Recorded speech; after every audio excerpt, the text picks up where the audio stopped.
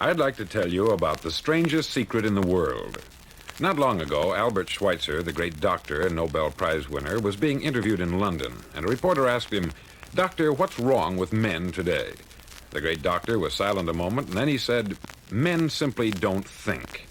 And it's about this that I want to talk with you. We live today in a golden age. This is an era that man has looked forward, dreamed of, and worked toward for thousands of years. But since it's here, we pretty well take it for granted.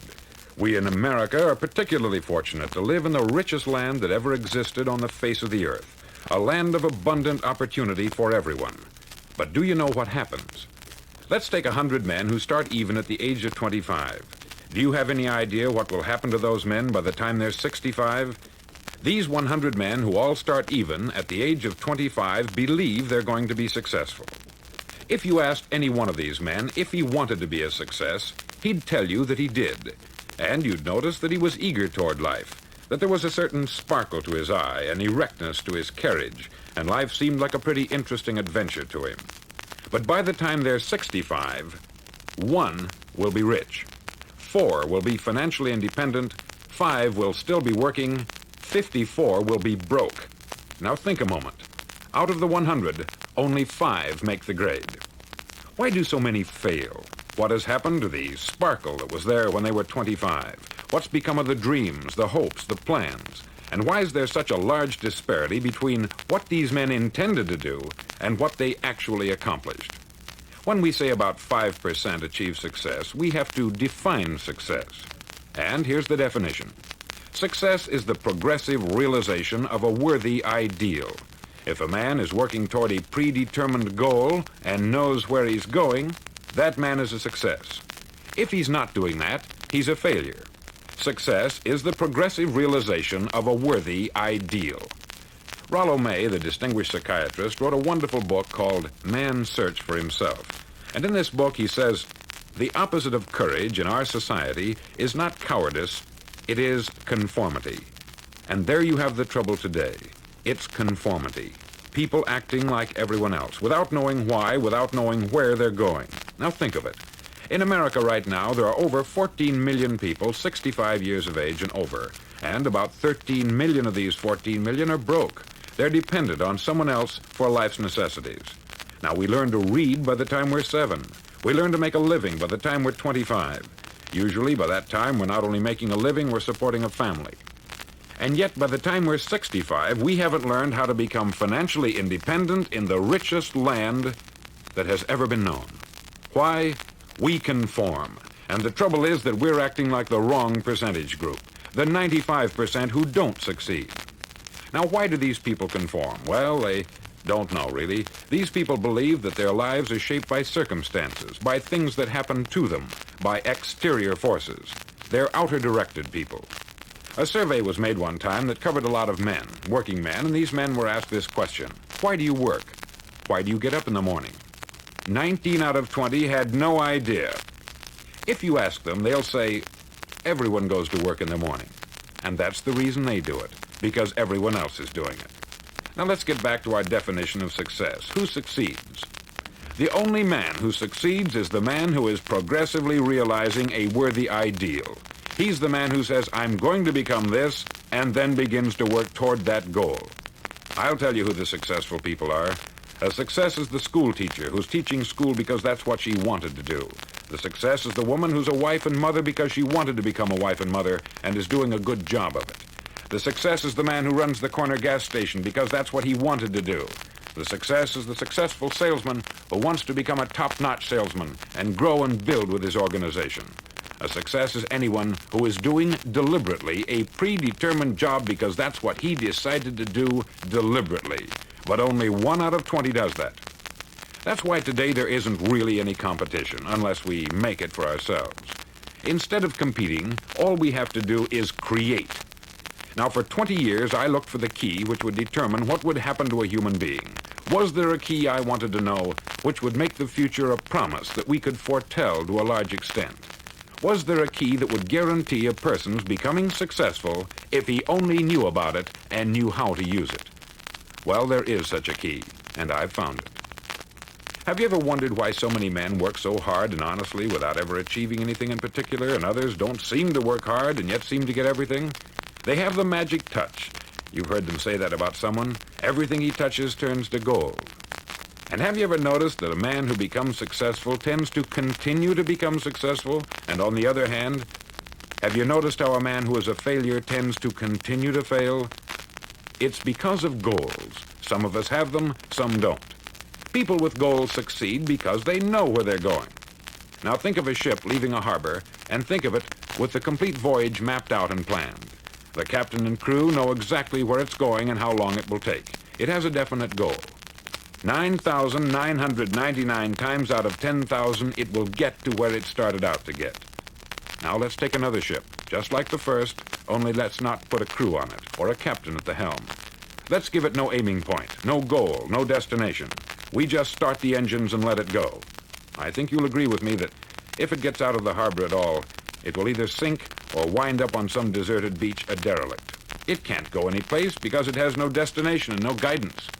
It's the same with a human being. Take the salesman, for example. There is no other person in the world today with the future of a good salesman. Selling is the world's highest paid profession, if we're good at it and if we know where we're going. Every company needs top-notch salesmen, and they reward those men. The sky is the limit for them. But how many can you find? Someone once said, the human race is fixed, not to prevent the strong from winning, but to prevent the weak from losing. The American economy today can be likened to a convoy in time of war. The entire economy is slowed down to protect its weakest link, just as the convoy had to go at the speed that would permit its slowest vessel to remain in formation. That's why it's so easy to make a living today. It takes no particular brains or talent to make a living and support a family today. So we have a plateau of so-called security, if that's what a person's looking for. But we do have to decide how high above this plateau we want to aim for. Now let's get back to the strangest secret in the world, the story that I wanted to tell you today. Why do men with goals succeed in life and men without them fail? Well, let me tell you something which, if you really understand it, will alter your life immediately. If you understand completely what I'm going to tell you from this moment on, your life will never be the same again. You'll suddenly find that good luck just seems to be attracted to you. The things you want just seem to fall in line. And from now on, you won't have the problems, the worries, the gnawing lump of anxiety that perhaps you've experienced before. Doubt, fear, well, they'll be things of the past. Here's the key to success and the key to failure. We become what we think about. Now let me say that again. We become what we think about. Throughout all history, the great wise men and teachers, philosophers and prophets have disagreed with one another on many different things.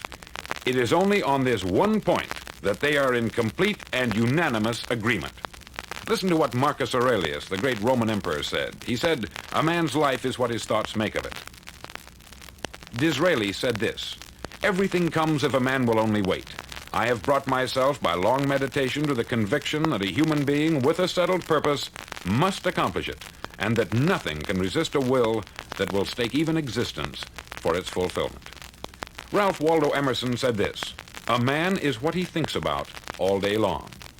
William James said, "The greatest discovery of my generation is that human beings can alter their lives by altering their attitudes of mind." And he also said, "We need only in cold blood act as if the thing in question were real, and it will become infallibly real by growing into such a connection with our life that it will become real. It will become so knit with habit and emotion that our interest in it will be those which characterize belief." He also said this, "If you only care enough for a result, you will almost certainly attain it. If you wish to be rich, you will be rich. If you wish to be learned, you will be learned.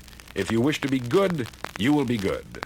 Only you must then really wish these things, and wish them exclusively, and not wish at the same time 100 other incompatible things just as strongly." In the Bible you read, in Mark 9:23, "If thou canst believe, all things are possible to him that believeth." Dr. Norman Vincent Peale said this, "This is one of the greatest laws in the universe. fervently do I wish I had discovered it as a very young man. It dawned upon me much later in life, and I've found it to be one of the greatest, if not my greatest discovery, outside of my relationship to God. And the great law, briefly and simply stated, is that if you think in negative terms, you'll get negative results. If you think in positive terms, you will achieve positive results. That is the simple fact which is at the basis of an astonishing law of prosperity and success. In 3 words, believe and succeed. William Shakespeare put it this way: our doubts are traitors and make us lose the good we oft might win by fearing to attempt. George Bernard Shaw said, people are always blaming their circumstances for what they are. I don't believe in circumstances. The people who get on in this world are the people who get up and look for the circumstances they want, and if they can't find them, make them. Well, it's pretty apparent, isn't it? And every person who discovered this for a while believed that he was the first one to work it out. We become what we think about. Now, it stands to reason that a person who's thinking about a concrete and worthwhile goal is going to reach it, because that's what he's thinking about. And we become what we think about. Conversely, the man who has no goal, who doesn't know where he's going, and whose thoughts must therefore be thoughts of confusion and anxiety and fear and worry, becomes what he thinks about. His life becomes one of frustration, fear, anxiety, and worry. And if he thinks about nothing, he becomes nothing. Now, how does it work? Why do we become what we think about? Well, I'll tell you how it works as far as we know. Now, to do this, I want to tell you about a situation that parallels the human mind. Suppose a farmer has some land, and it's good, fertile land. Now, the land gives the farmer a choice. He may plant in that land whatever he chooses. The land doesn't care. It's up to the farmer to make the decision. Now, remember, we're comparing the human mind with the land, because the mind, like the land, doesn't care what you plant in it. It will return what you plant, but it doesn't care what you plant. Now, let's say that the farmer has 2 seeds in his hand. One is a seed of corn, the other is nightshade, a deadly poison. He digs 2 little holes in the earth and he plants both seeds, one corn, the other nightshade. He covers up the holes, waters, and takes care of the land, and what will happen? Invariably, the land will return what is planted. As it's written in the Bible, as ye sow, so shall ye reap.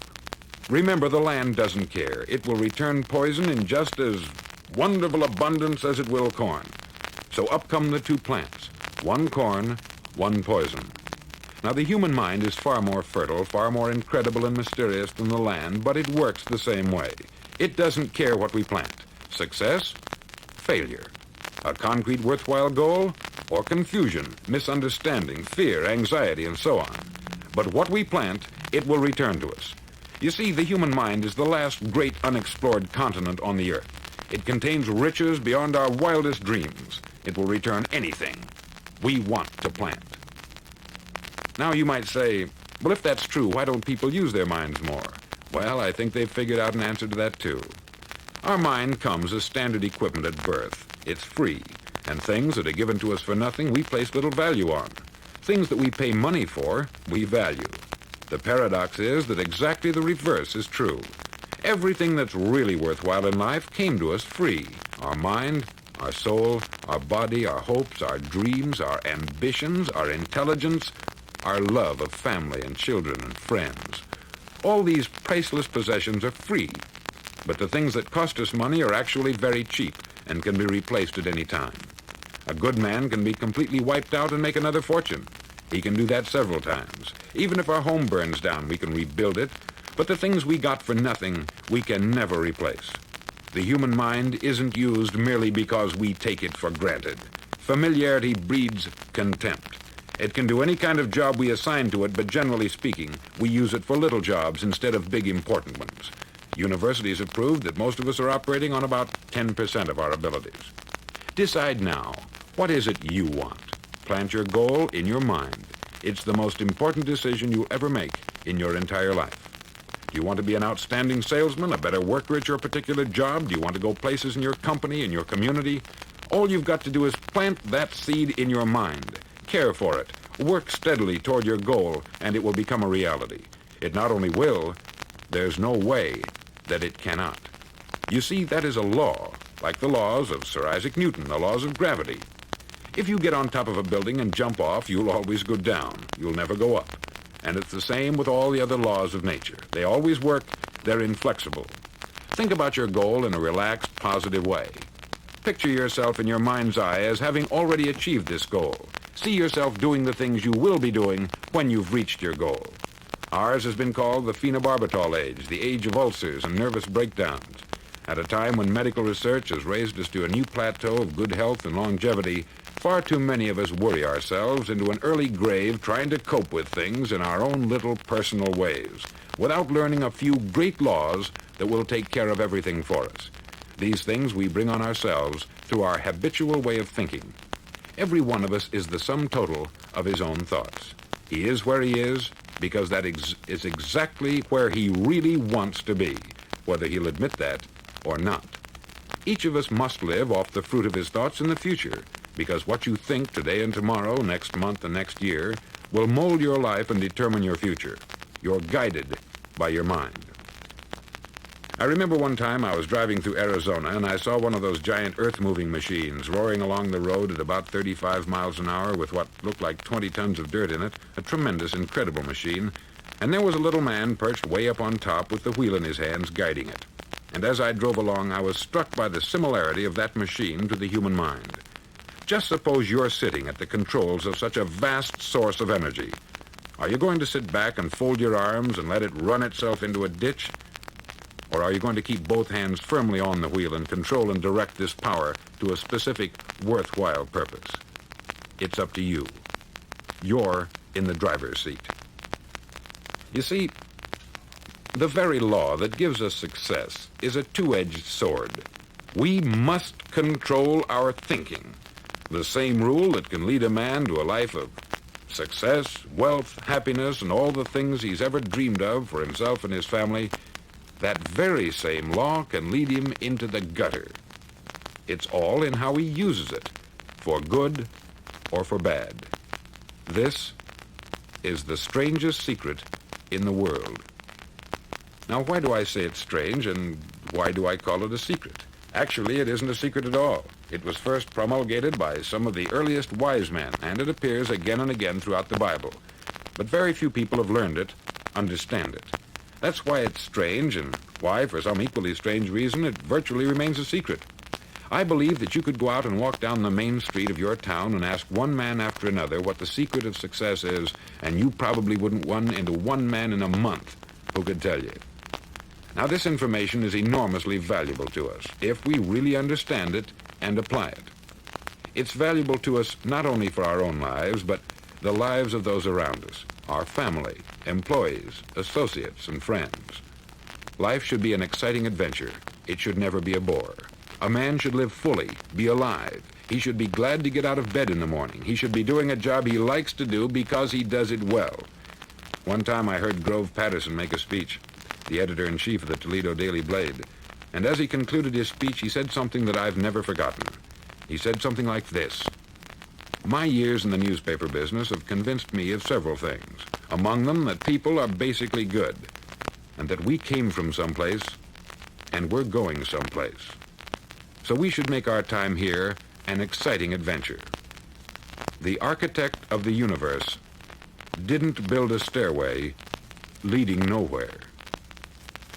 And the greatest teacher of all, the carpenter from the plains of Galilee, gave us the secret time and time again. As ye believe, so shall it be done unto you."